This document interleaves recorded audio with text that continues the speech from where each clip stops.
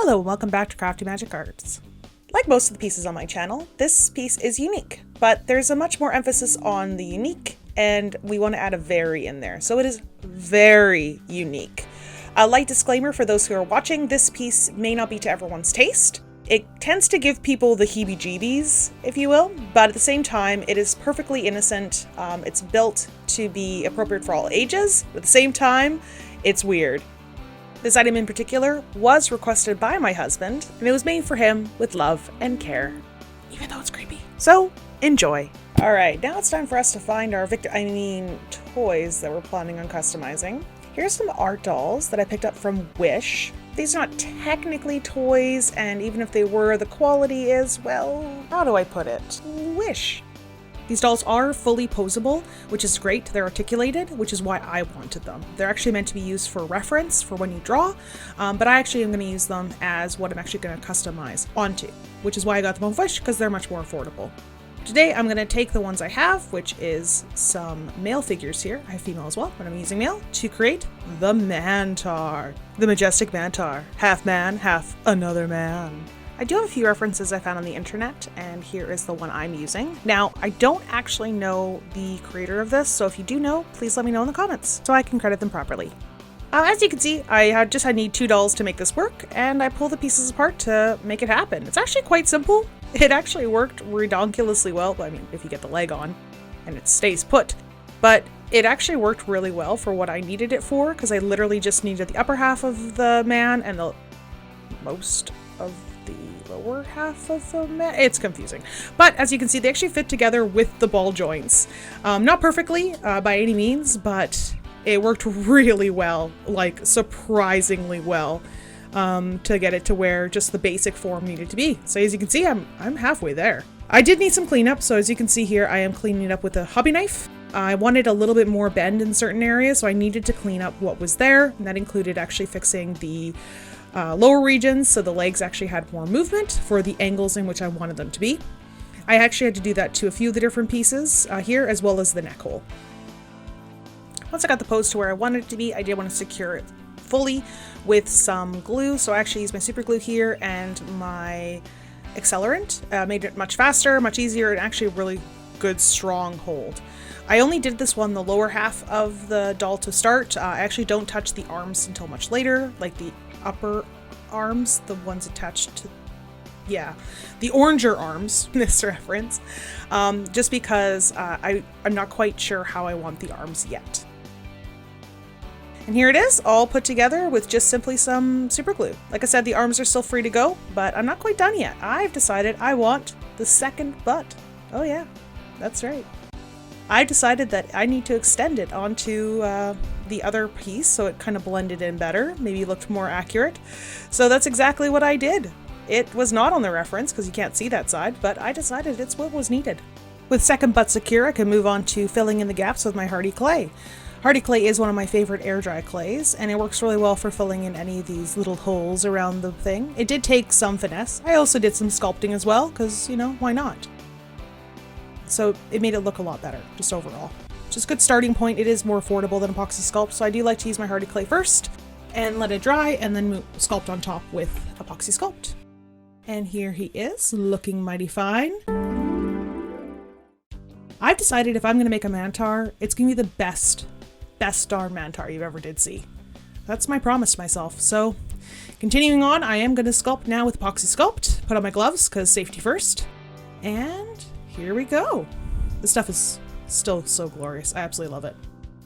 Biggest thing about the epoxy sculpt pass is the durability. So we want to cover all the pieces for the most part with epoxy sculpt and get the most coverage without using up too much. The reason I used the previous clay is one, it's a good clay, two, it did give a good base and it's much more affordable, but it is quite soft because it's almost like a foam clay, whereas epoxy sculpt is really hard and very, very durable.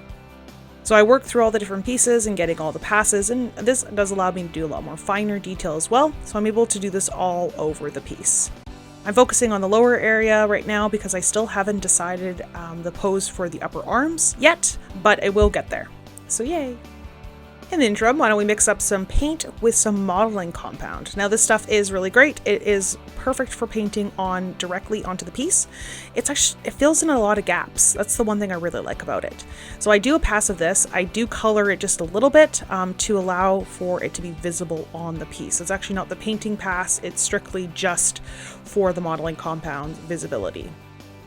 But I am impatient, so here is my brand new heat gun. The other one was dying and it was time to move on from it, so I got this one. It is awesome. It comes with multiple different heads, so I can actually decide how I want the heat to be applied as well as a temperature gauge.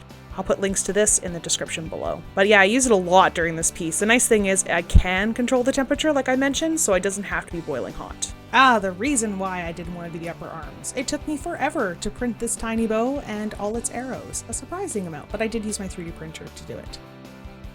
I originally did actually want it to be like pulled back like it was about to shoot an arrow, but my husband convinced me otherwise. It just didn't look right with the shape of the bow, so we actually went for a different, like he's holding the bow instead. And fun fact, his hand is back that way to encourage himself to go faster, you know, like a hi-ya! So now I can finally set everything up in the upper body in place and sculpt it as well. I didn't use the other clay because it was really small finite details. I didn't need the other clay in for the top piece as well. I also had to add new ears. Yeah, it was interesting. Here I am doing the same thing with the modeling compound and paint, and it's looking good.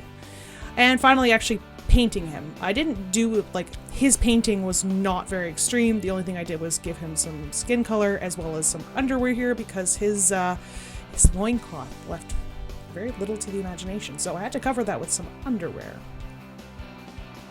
And then from there, literally the rest of his coloring is done with my pencils as well as my pastels. He needed some depth, so the pencils here actually I'm just going over some of the lines to really pull them out, and then I'm using Q-tips to actually smooth out the hard lines. Now let's quickly move on to the eyes. And he's looking good. Very mild changes there. It's so small, so it's hard to see. As you'll likely notice, I'm working on this piece in a different order than what it's actually being shown on screen. This is intended. I'd love for you lovely viewers to actually be able to watch what I'm doing and how I'm creating it in an order that actually makes sense. Otherwise, I would be all over the place. What you're seeing here is me actually making the loincloth. I'm using some ribbon that I had stored in my collection, and I am then gluing it to other pieces that I had stored in my collection to make it doable for the piece.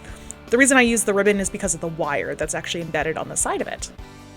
And the loincloth is then painted to match what I want it to be. Since this is intended just to be a sculpture, I'm not too worried about you just using acrylic paint instead of fabric paint. I got the two pieces front and back, they're the same size, and it works really well, and the paint has good coverage. I did discover that literally in order for it to look good, I just have to glue it almost side by side because he is small enough that I can just wrap that around and it'll be perfect for his body shape. Hot glue does a trick for attaching these pieces together. And here it is getting ready to go on my little Mantaur. I want to make sure it's ready and fitting nicely.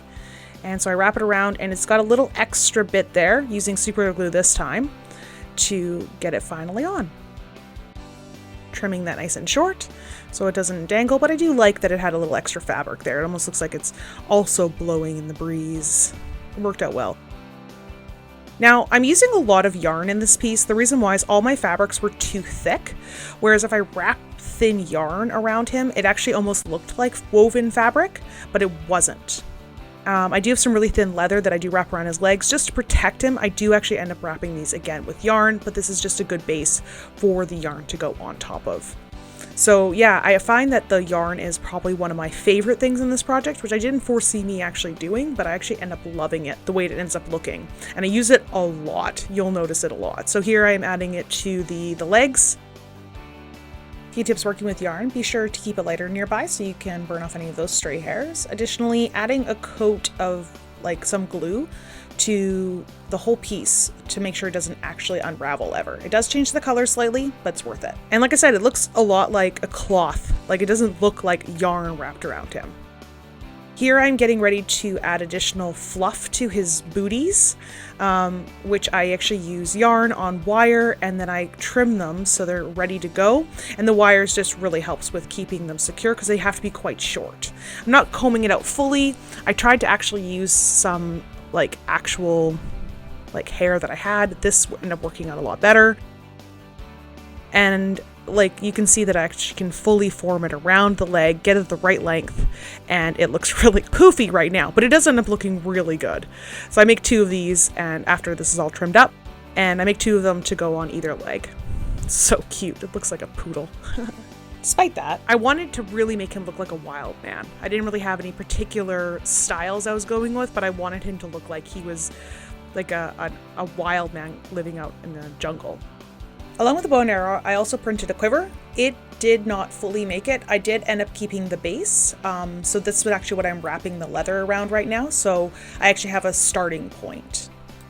And here again, I'm wrapping it with some yarn. This is really, really thin yarn that I got from my Oma, and it looks positively perfect.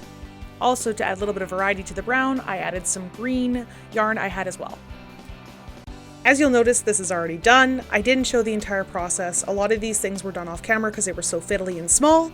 Additionally, I don't want this video to be too long, so I do reduce some of the things you see here just to make it easier on you. However, moving on, here is another piece that is going to be used for the quiver. I add some gold onto it. I have very little gold in my piece, but I thought it made him look kind of regal, like maybe he's like the captain or someone important. So I add some gold onto his quiver strap as well as onto his belt. It made the belt a lot less boring. It was quite boring with just being brown. The loincloth's already brown. Why does the belt have to just be brown? So I add some gold to add more interest, and I think it also tied the piece together with having gold in his quiver belt as well. Here I'm adding the quiver onto his back. I do cut it a tiny bit too short, but I actually do end up making it work. And it does get secured nicely onto his back, followed by the quiver. As mentioned earlier, I'm now going to cover all the yarn with some Mod Podge. What this does, it actually keeps the yarn from unraveling, and it also makes it almost appear like a single piece instead of individual yarn strands. But moving on to his hair, I do cut some of this unique yarn for his hair. It does have like a blend of a lighter and darker brown. It is not acrylic yarn though, so it is fuzzy. It does not get that nice smooth sheen, but I do end up making it work, especially because he is a wild man. You don't need perfect hair when you live in the wild. As usual, I pull it apart and then I comb it nicely and then straighten it as much as I possibly can. As I said, real fluffy, but it ends up working out really well. Cutting off pieces of that now fully combed hair, and I place it onto the head using some Elmer's glue all. One thing I noticed about this piece is, well, the head is much smaller than anything I've worked with before, so it isn't about being perfect, it's about making sure that what is being shown actually looks good. So I have some hair that maybe isn't the right look, that's kind of hidden underneath to give it some volume, but the hair that's actually visible has the right look I'm going for this whole piece. It takes a lot of time and delicate work. Despite what you actually might be seeing in the video, all my footage is mostly sped up because everything took a lot of time. But with his hair nearly complete, I need to start thinking of other things. Here's his hair and beard. That's way too long. Don't worry, it will be trimmed, but he needs that wild man exterior, so he does need the beard or goatee. But to tame the hair, I do add some watered down glue first to make sure it looks good, and then I trim the beard. Moving on to the accessories, here is the bow that I cover in the same brown paint I actually used for the loincloth. I'll just set it down to dry for a little bit. While I wait, I'll work on the arrows. They're so tiny, so I paint them the same brown, and then they can join the bow on the side to dry. Now moving on to the base. I'm actually using the back of this clock, which I did pull from another project. Regardless, so what I'm doing here is I'm actually getting out some scrap cardboard that I had, and I want to fill in the back of the clock. I do have that indent for where the battery goes. I obviously don't need that, so I'm going to take some cardboard here, cut it into the right size, and then squish it into the back. To actually fit the depth, I do actually need 2 pieces, which I cut out easily, and then I will glue them into place using some hot glue. This clock was an alarm clock, so it did actually have some feet that I had to break off. It did leave holes, so I cover the holes from the back using cardboard, and that works really well. But I do have some gaps, so I fill that just with hot glue as it's nice and easy, and then use silicone to actually flatten it. Here I am adding the top of the base that I'd like to have. I'm going to extend it past what's currently there because the Mantaur is quite long and I want him to be able to sit on it without fear of falling off. Using my craft knife, I cut it a perfect circle, and now it's ready to go on top of the base. Once secure, I make sure that I hot glue the edges, and now I'm on to the next step. I pull out some old styrofoam balls that I had around the house forever, and I prepare them to actually go onto the piece if they would just stay on my table. So here I am cutting them in half. I know that as they are won't work, so I actually do cut them in half, but sometimes I actually cut them into unique pieces to go on. So I glue them onto the side of the base to almost give a somewhat rocky texture. This is a good way to fill in that space without actually going too crazy. Now, I do fill in a lot of hot glue to make it actually look much better than just styrofoam balls. I didn't capture that on video, and I totally forgot to hit record, but it was done, and now the base is pretty much covered in the hot glue and the styrofoam balls, and now I am adding my modeling compound and paint that I added earlier to my Mantaur. This is just, again, I'm dabbing it on purpose, so I'm kind of stippling it to give it additional texture on the piece. Now adding my gesso, I'm covering the base fully with black. This is actually just the color I wanted. I used the other color just because it was part of the compound. I would have preferred black to start, but can always be rectified with gesso. Base is far from perfect. You can actually see that weird line down the center. That's okay, it'll be covered, but it is there. In preparation for adding dirt later, I'm actually painting the top of it brown, but with a black undertone because of the gesso that I previously added. For the side, I do want to dry brush the brown onto it. I don't want it to be fully covered. I want that black to show through to give it some depth, but the brown is going to be used to kind of build up more of a stony texture. So brown is the color I start with, and eventually I do move on to other colors like this tan here to bring it out, to start building up the layers of color, and now cream. I even go so far to add some purples and some greens just to kind of give it a little bit more life. The green really does help, but I do actually add some foliage later to really help with it. But it makes it be a lot less boring than just black or brown because I don't plan on adding the same amount of materials onto the side. Here I'm finishing up my bow. I'm actually adding a wire to it so it's actually strung, securing it with epoxy sculpt. Jumping over to things that will be added to this project, I'm actually working on a tree that I got from Loot Studios. This was 3D printed using my resin printer once again. It was a successful print, but it did have a little bit of defects in the roots, I guess, area. So the piece actually does turn out pretty good.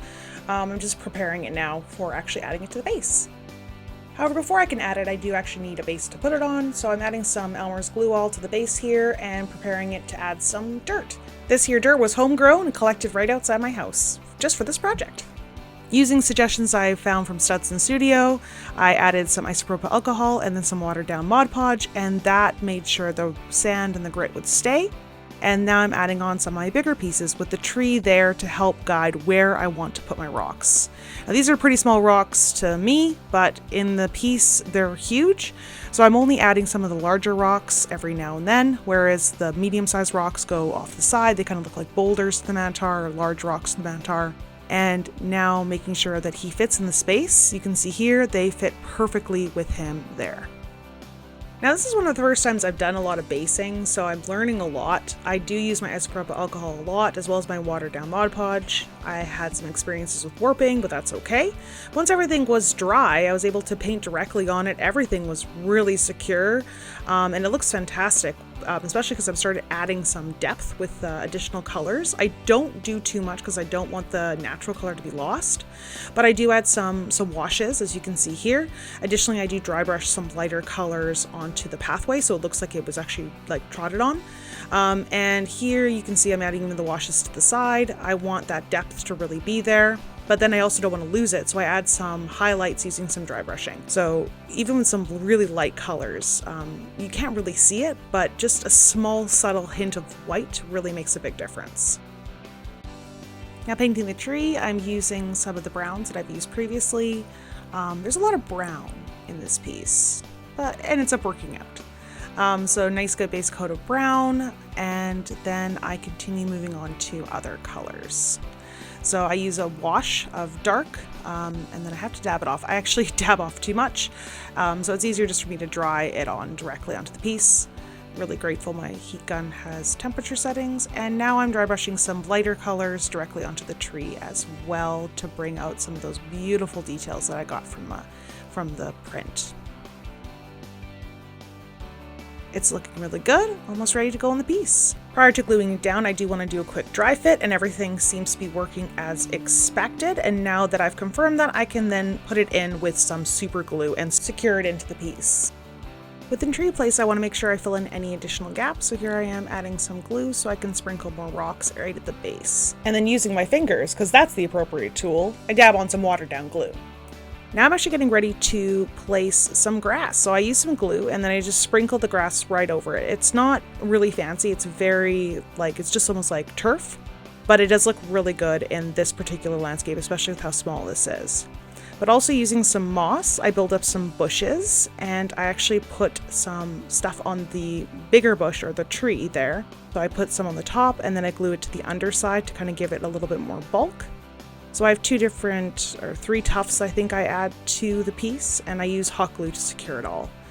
To give it a little bit of color variation, I do add some watered down glue to the top of the tree and then sprinkle on some of that grass just to give it some depth because the tree's quite light, just giving a little bit of color variation. I do add other types of mosses throughout, and also some of this grass foliage on the side and giving it some additional kind of greenery with other moss like I mentioned earlier. Kind of goes all over the place, doesn't it? Including on the side. So yeah, adding some greenery there.